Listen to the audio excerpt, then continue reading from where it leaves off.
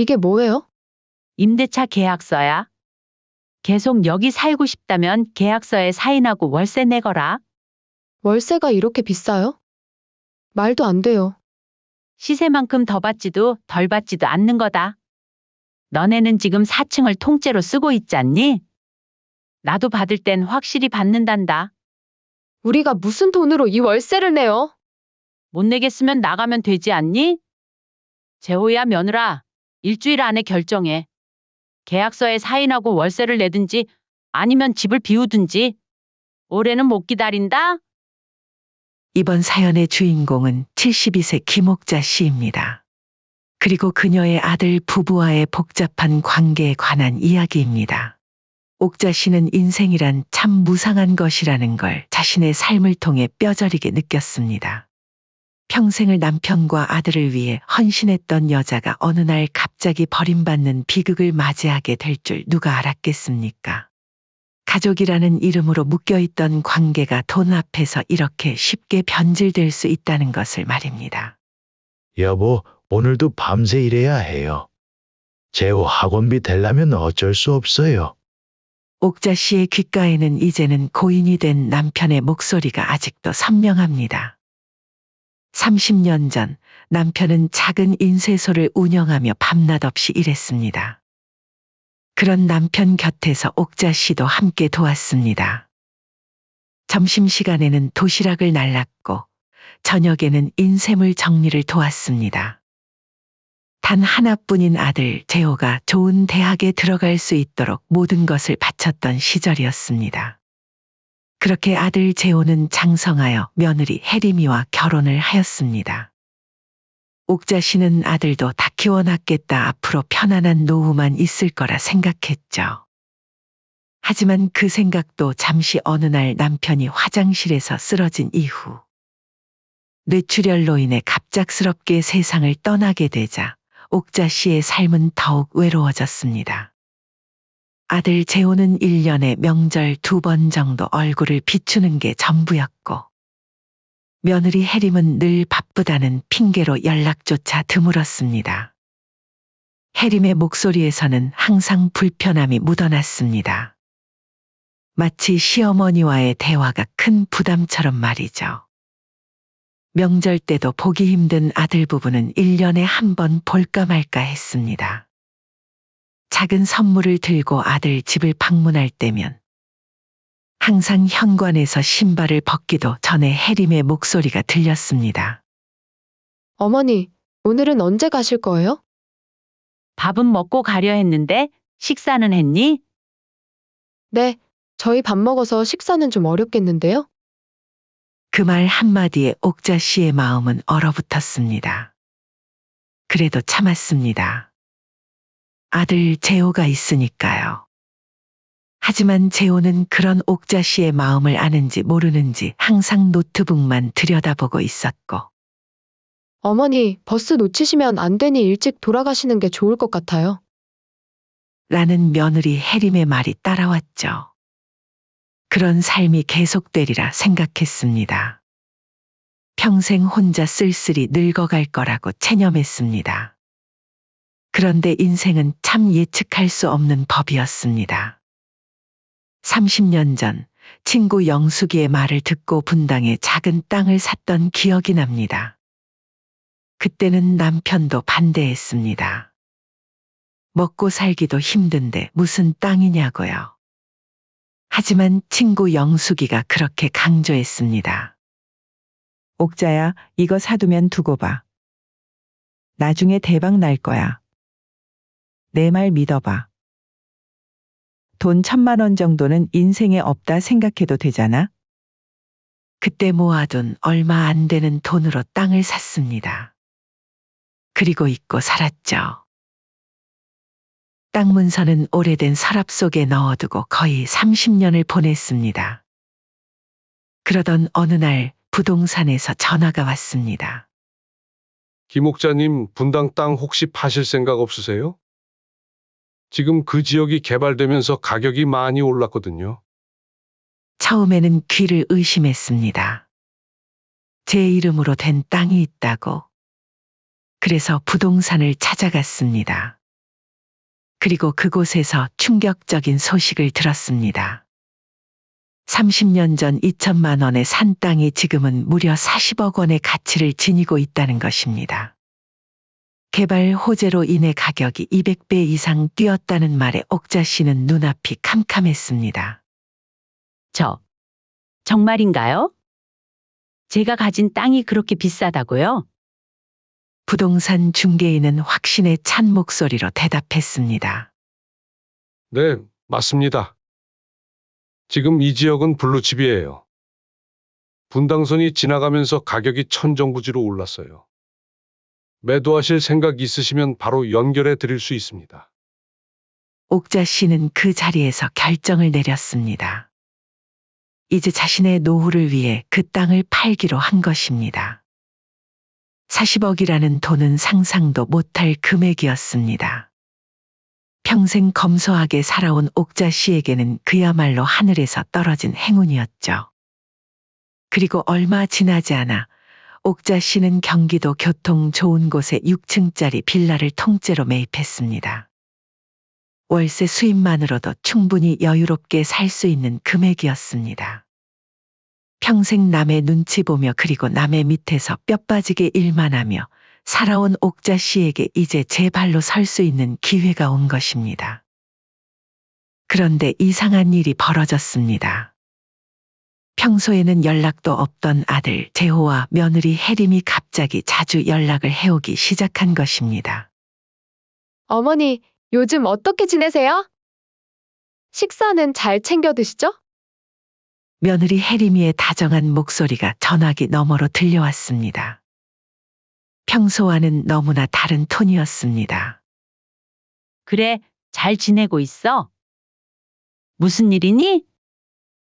아들 부부는 어떻게 알았는지 옥자 씨가 빌라를 산 얘기를 알고 있었고 그 사실을 확인하기 위해 전화를 한 것이었죠. 안 그래도 이번 주에 찾아뵈려 했는데 언제가 좋으세요? 아, 말 나온 김에 지금 갈까요? 식사는 하셨어요? 갑작스럽구나. 밥은 아직이다.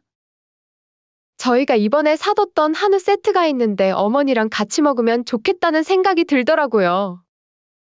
전화를 끊자 곧바로 아들 부부가 찾아왔고 며느리 혜림의 눈에는 이전에 본 적 없는 반짝임이 있었습니다.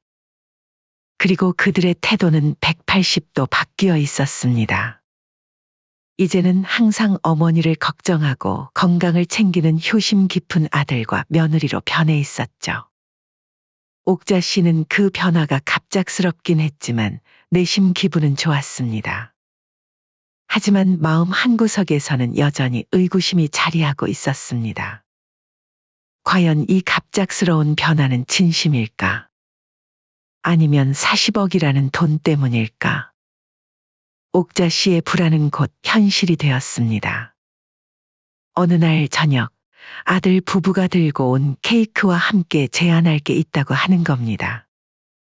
어머니, 이제 이 큰 빌라를 혼자서 관리하시기 힘드실 것 같아요. 며느리는 케이크를 자르며 말을 꺼냈습니다. 옥자 씨는 천천히 시선을 들어 며느리를 바라보았습니다. 그동안은 잘 관리해 왔는데 힘들게 뭐가 있겠니? 그렇지만 어머니, 나이도 있으시고. 며느리는 말끝을 흐리며 아들 재호에게 눈짓했습니다. 엄마, 사실은 저희가 지금 사는 아파트 전세금이 올라서 좀 부담되거든요. 그래서 말인데요. 며느리가 다시 말을 이었습니다. 4층을 개조해서 저희가 들어가 살면 어떨까요? 관리도 조금씩 도와드리고. 어머니 혼자 계시는 것보다 가족이 함께 있는 게 좋잖아요. 옥자 씨는 결국 자식들이 찾아온 건 자신이 아니라 빌라 때문이라는 사실을 직감했습니다. 일단 그 문제는 생각해 볼게. 어머니, 너무 오래 고민하지 마세요. 곧 저희 아파트 계약이 끝나거든요. 며느리가 조금 조급한 목소리로 말했습니다. 옥자 씨는 슬며시 과거를 떠올렸습니다. 내가 돈 없을 때는 한 번도 찾아오지 않더니 어머니, 그게 무슨 말씀이세요? 혜림이 억울하다는 듯 목소리를 높였습니다. 저희가 바빠서 자주 못 온 것뿐이지 저희는 한 번도 어머니를 소홀히 한 적 없어요. 재호가 어색하게 웃으며 말했습니다. 엄마, 이제 저희가 옆에서 더 잘 모실게요. 생각 좀 해주세요. 그래, 그럼 4층만이야. 그리고 리모델링은 너희가 알아서 해. 옥자 씨가 마침내 결정을 알렸습니다. 며느리의 얼굴이 환하게 밝아졌습니다. 정말요? 어머니, 정말 감사해요. 며느리는 옥자 씨의 손을 꼭 잡았습니다. 근데 리모델링 비용은? 그거 저희가 정말 다 내요? 아들 재호가 머뭇거리며 말을 꺼냈습니다. 옥자 씨는 눈을 지그시 감았다 떴습니다. 내 집 꾸미는데 내가 왜 돈을 떼? 그러면 그냥 있는 그대로 살지 그러니? 아니에요, 어머니. 저희가 알아서 할게요. 혜림이 재호의 팔을 꼬집으며 말했습니다. 그렇게 몇 달 후 4층은 옥자 씨가 알던 모습이 아니었습니다. 4개의 호수로 나누어진 집을 하나로 합쳐 공사하였죠. 어머니, 어떠세요? 마음에 드세요? 혜림은 당당하게 집 안을 안내했습니다. 옥자 씨는 호화로운 인테리어를 둘러보며 의아함을 감추지 못했습니다. 이 모든 걸 어떻게 마련했니? 돈이 많이 들었을 텐데. 며느리는 잠시 당황한 기색을 보이다가 재빨리 말했습니다. 아, 저희가 조금씩 모아둔 거 있었어요. 그리고 약간 대출도 받았고요. 그래, 잘 꾸몄구나. 옥자 씨는 의심을 뒤로하고 대답했습니다. 아들 재호는 뒤에서 묵묵히 따라다녔습니다. 그의 눈빛이 왠지 불안해 보였지만 옥자 씨는 넘겨짓습니다. 입주 후 첫 한 달은 평화로웠습니다. 혜림은 매일 아침 옥자 씨에게 밥을 가져다 주었습니다. 어머니, 오늘은 소고기죽 끓였어요. 잡수시고 약도 드세요. 혜림이 트레이를 들고 들어오며 말했습니다. 고맙다. 내가 이렇게 챙겨주니 몸이 더 건강해지는 것 같구나. 옥자 씨는 진심으로 감사함을 느꼈습니다. 주말에는 함께 시장도 다녔습니다. 어머니, 이 생선 신선해 보이지 않아요? 저녁에 제가 구워드릴게요. 며느리가 상인과 가격을 흥정하는 동안 옥자 씨는 오랜만에 느껴보는 가족의 온기의 마음이 따뜻해졌습니다. 하지만 그 온기는 오래가지 않았습니다. 2달째부터 혜림의 방문은 뜸해졌고 점점 얼굴 보기도 힘들어졌죠. 핑계는 날이 갈수록 다양해졌습니다. 오늘은 야근이에요. 친구 결혼식이 있어요. 몸이 좀 안 좋아서요.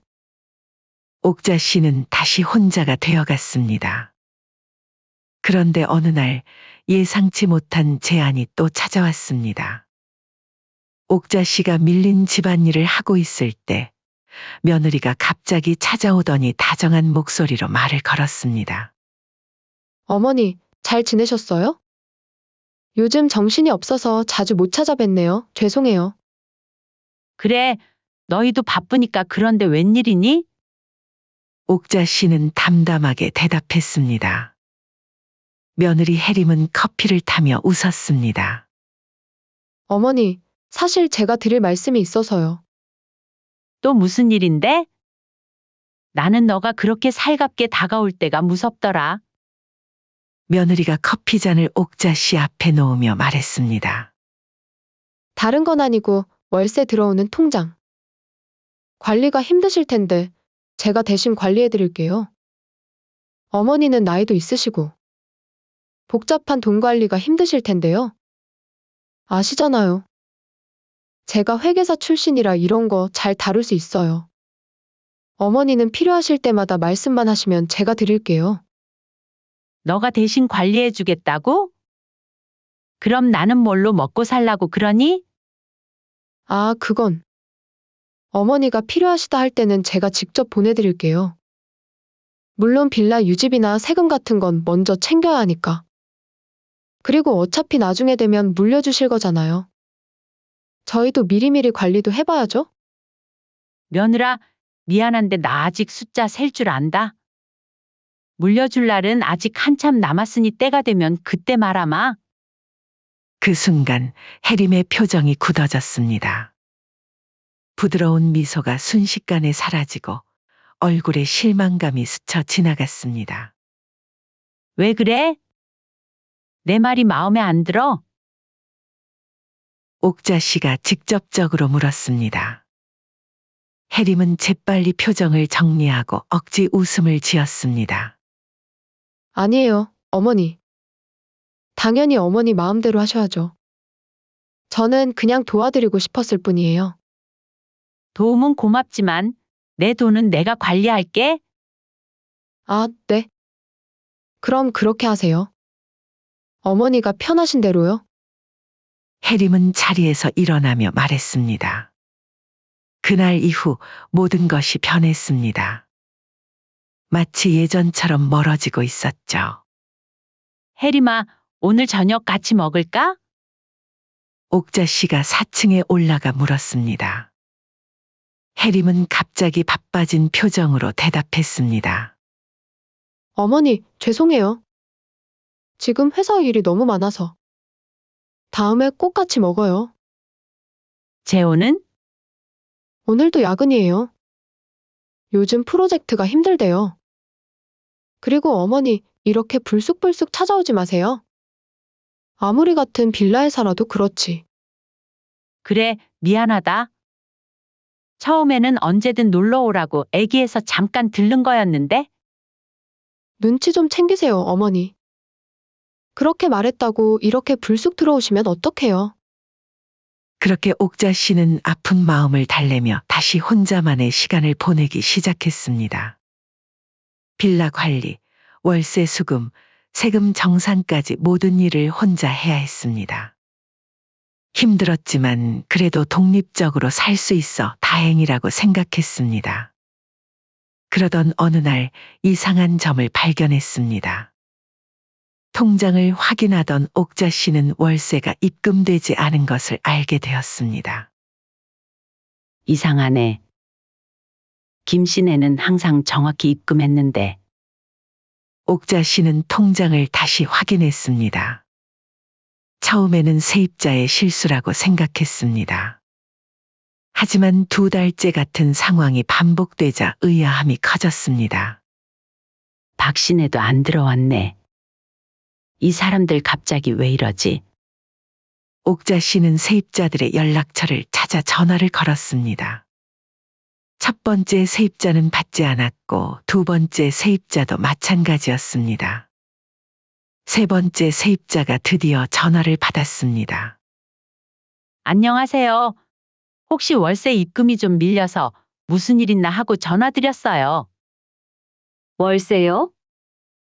저희는 매달 정확히 넣고 있는데요. 세입자가 의아한 목소리로 대답했습니다. 그런데 제 통장에는 입금된 게 없어요. 옥자 씨가 말했습니다. 전화기 너머로 잠시 침묵이 흘렀습니다. 아, 저희는 지난 2달 동안 며느리분이 알려주신 새 계좌로 월세를 넣고 있어요. 주인 허락 받았다고 하셔서.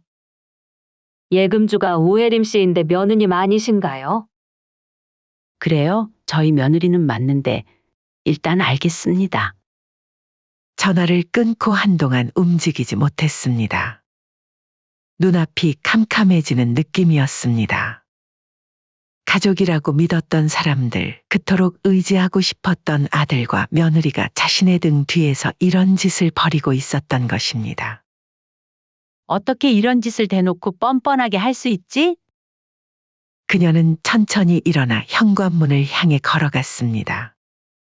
그리고 4층으로 향하는 계단을 한 계단 올라갔습니다.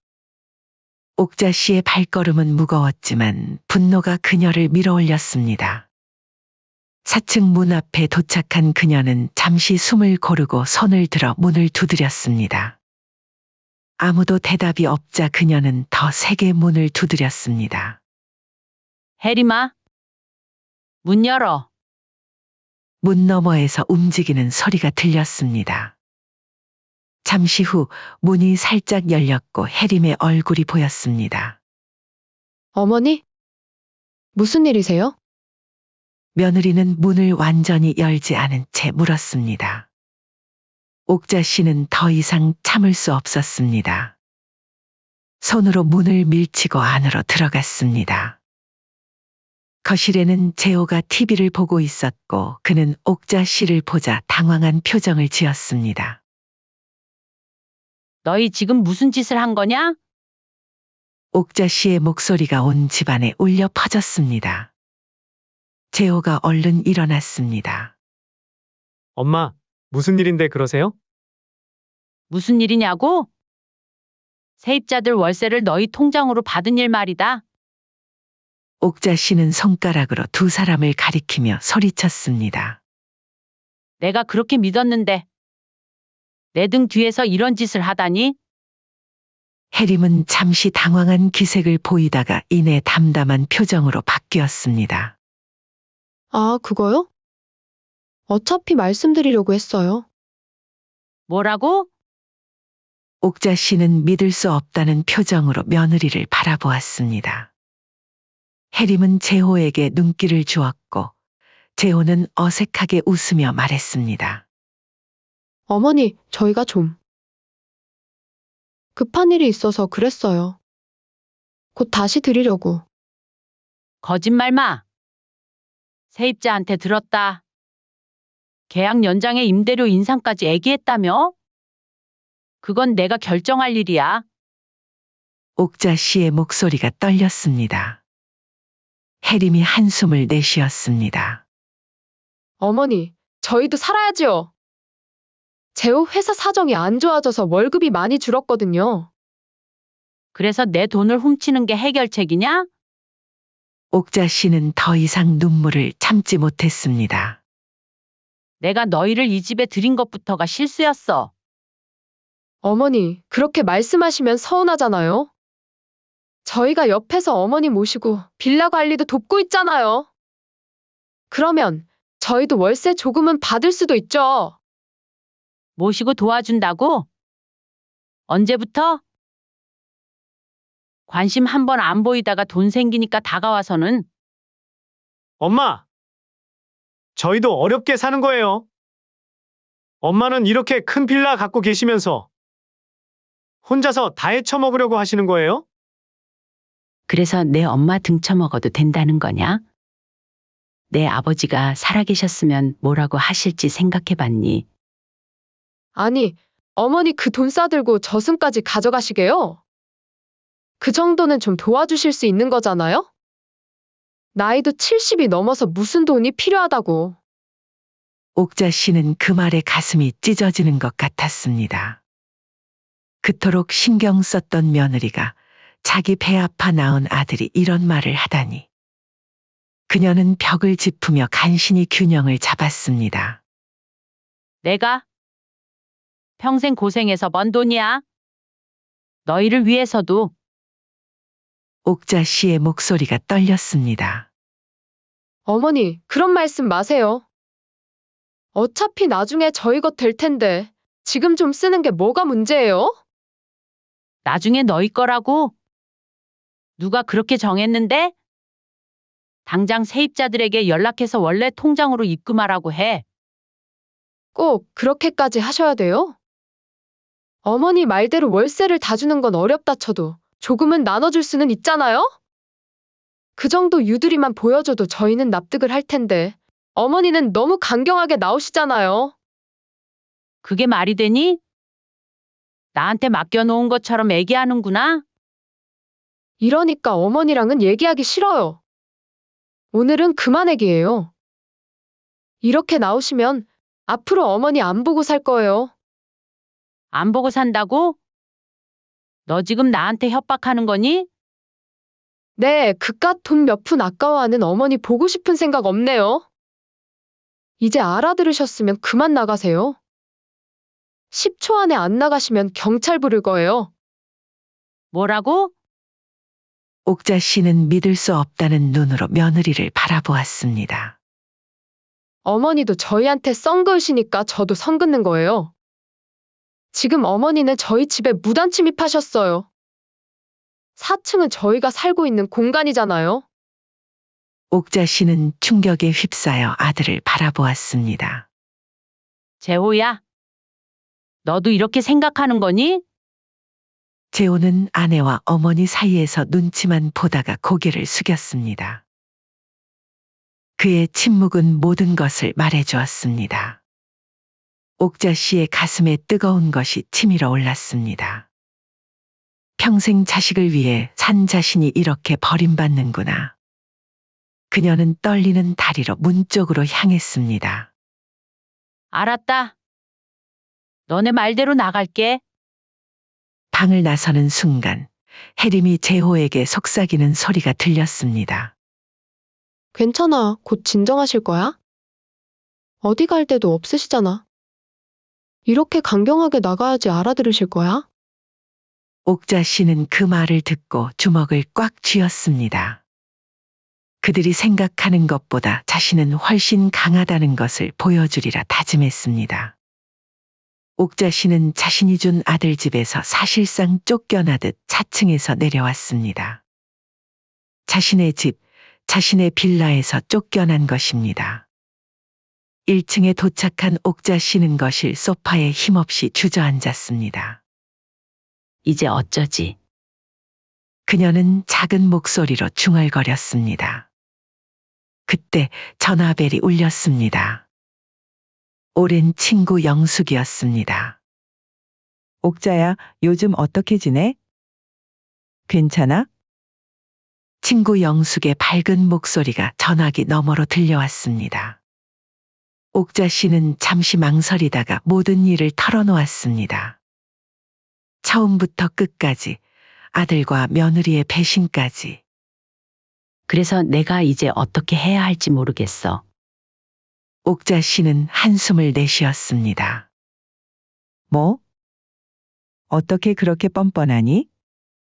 그 집 내 거잖아. 당장 변호사 찾아가. 영숙의 단호한 목소리가 들려왔습니다. 내가 잘 아는 변호사 있어. 지금 바로 연락해 줄게. 변호사? 그렇게까지 해? 옥자야, 정신 차려.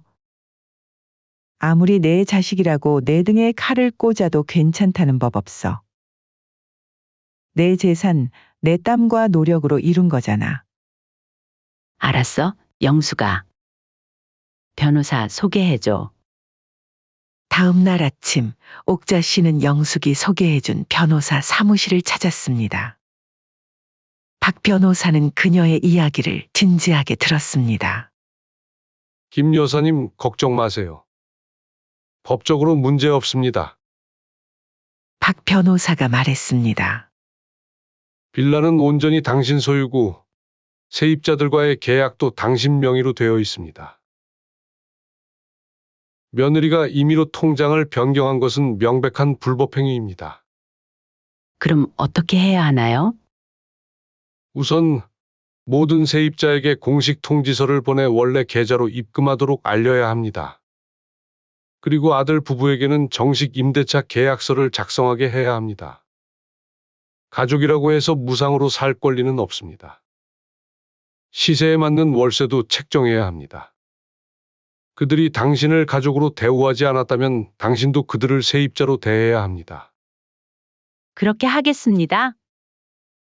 박 변호사는 그날로 모든 서류 작업을 시작했습니다. 세입자들에게 공문을 보내고 아들 부부에게 보낼 임대차 계약서도 준비했습니다. 월세는 시세보다 약간 높게 책정되었습니다. 옥자 씨는 서류를 들고 다시 4층으로 향했습니다. 이번에는 두려움 없이 당당하게 문을 두드렸습니다. 누구세요? 혜림의 목소리가 들렸습니다. 나야, 문 열어. 옥자 씨가 단호하게 말했습니다. 문이 열리고 혜림이 나타났습니다. 그녀의 표정은 여전히 냉담했습니다. 어머니, 저번 일은 미안해요. 하지만 저희도 사정이 있어서. 그렇지만 어머니도 이제는 저희 입장을 생각해 주셨으면 해요. 그 얘기는 더 이상 할 말 없다. 이거 줄 것만 주고 갈게. 옥자 씨는 서류 봉투를 혜림에게 건넸습니다. 이게 뭐예요? 임대차 계약서야. 너희가 여기 살고 싶다면 계약서에 사인하고 월세를 내야 해. 옥자 씨의 목소리는 차분했지만 단호했습니다. 혜림은 서류를 훑어본 후 눈을 크게 떴습니다. 월세가 이렇게 비싸요? 말도 안 돼요. 시세만큼 더 받지도 덜 받지도 않는 거다. 너네는 지금 4층을 통째로 쓰고 있지 않니?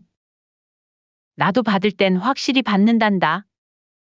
옥자 씨는 냉정하게 말했습니다. 우리가 무슨 돈으로 이 월세를 내요? 못 내겠으면 나가면 되지 않니? 엄마, 이게 무슨 짓이에요? 재호가 억울한 표정으로 물었습니다. 재호야, 너도 일주일 안에 결정해. 계약서에 사인하고 월세를 내든지 아니면 집을 비우든지. 옥자 씨는 더 이상 할 말이 없다는 듯 돌아섰습니다. 계단을 내려오며 옥자 씨의 마음은 무거웠습니다. 하지만 동시에 어떤 해방감도 느꼈습니다. 평생 남편과 자식을 위해 희생하며 살아온 그녀가 마침내 자신의 목소리를 내고 자신의 권리를 주장한 것입니다. 그날 밤 옥자 씨는 오랜만에 편안하게 잠들었습니다. 일주일이 지났습니다. 옥자 씨는 아침 일찍 일어나 창문을 열었습니다. 맑은 하늘이 펼쳐져 있었고 오랜만에 마음이 가벼웠습니다. 부엌으로 가서 차를 끓이던 중 현관문 앞에서 무언가 바스락거리는 소리가 들렸습니다. 누구세요? 옥자 씨가 물었지만 대답은 없었습니다. 문을 열어보니 바닥에 작은 봉투가 놓여 있었습니다. 열어보니 4층 열쇠와 짧은 편지가 들어 있었습니다. 어머니, 저희는 오늘 나갑니다. 죄송합니다. 짧고 간결한 글씨체의 아들의 서명이 있었습니다. 옥자 씨는 깊은 한숨을 내쉬었습니다. 비록 마음은 아팠지만 이것이 최선의 결과였는지도 모릅니다. 그녀는 열쇠를 쥐고 천천히 4층으로 올라갔습니다. 문을 열고 들어가니 모든 가구와 물건이 사라지고 텅 빈 공간만 남아 있었습니다. 먼지 하나 없이 깨끗하게 치워놓고 간 것이 그나마 다행이라는 생각이 들었습니다. 넓은 창문으로 햇빛이 쏟아져 들어왔고 옥자 씨는 창가에 서서 밖을 내다보았습니다. 이제 이곳은 내 공간이 되겠구나. 옥자 씨는 천천히 방 안을 둘러보며 앞으로의 계획을 세웠습니다.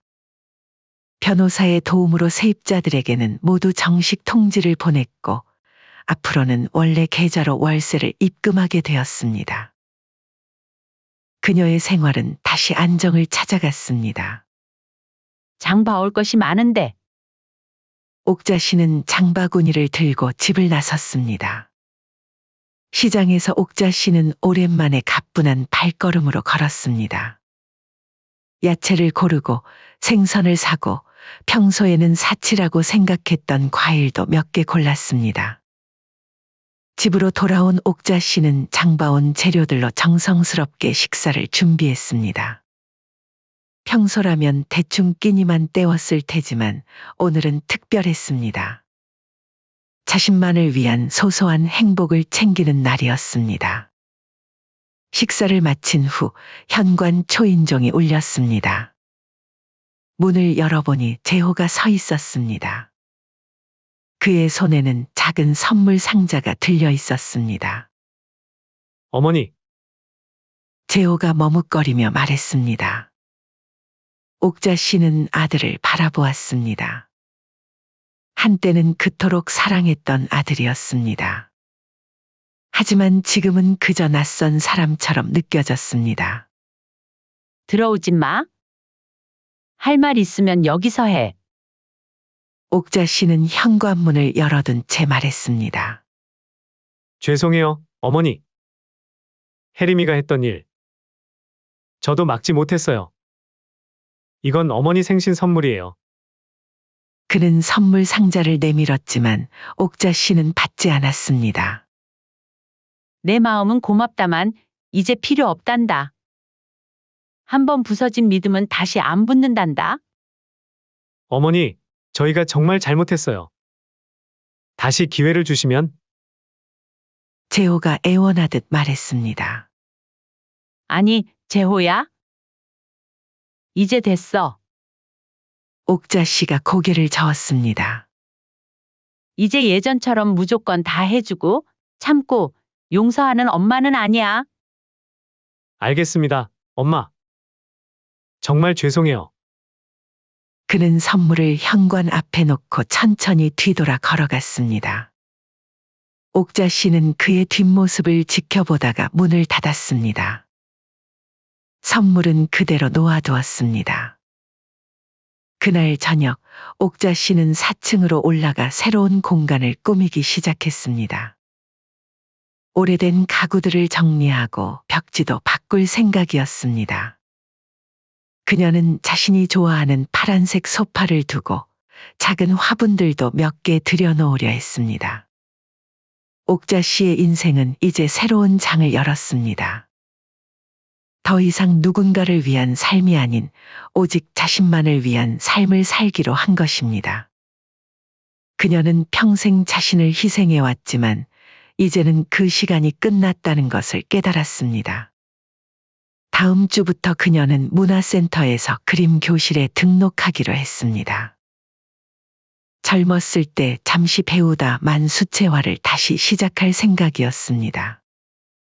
오랜 친구 영숙이와 함께 제주도 여행을 계획하기도 했고 평소 가보고 싶었던 유럽 여행도 생각 중이었습니다. 72세. 이제 시작이지. 옥자 씨는 거울 속 자신의 모습을 바라보며 웃었습니다. 그녀의 얼굴에는 세월의 흔적이 깊게 새겨져 있었지만 눈빛은 더없이 맑고 강인했습니다. 돈과 재산 때문에 변해버린 가족의 모습에 상처받았지만 그 상처가 오히려 그녀를 더 강하게 만들었습니다. 그녀의 마음 한구석에는 여전히 아들에 대한 사랑이 남아있었지만 이제 그것은 맹목적인 사랑이 아닌 적절한 거리를 둔 사랑이었습니다. 인연은 그렇게 맺어지고 또 그렇게 변해가는 거야.